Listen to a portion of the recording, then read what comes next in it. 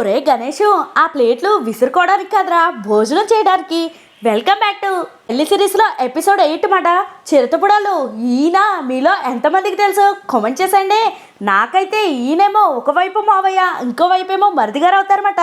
మరి ఈ పక్కనున్న ఆయన కూడా ఒకవైపు మావయ్య, ఇంకోవైపు అయితే బావగారు. వీళ్ళందరూ అయితే మా వారికి అన్నదమ్ములు అవుతారు.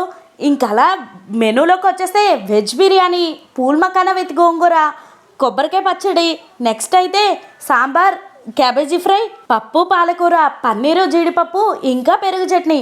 ఇవన్నీ అయితే పెళ్ళైన నెక్స్ట్ డే మాట. ఎంత చెప్పినా మా ఈ గణేష్ మాత్రం విసురుకోవడం మాత్రం ఆపట్లేదు. మా చిట్టి తల్లి ఇంకా అన్నయ్యేమో ఎలా జరుగుతున్నాయి, ఏం చేస్తున్నారు అని అయితే చూసేస్తున్నారు. ఇంకా వీళ్ళంతా అయితే చుట్టాలు వర్సెస్ ఫ్యామిలీ మెంబర్స్ మాట.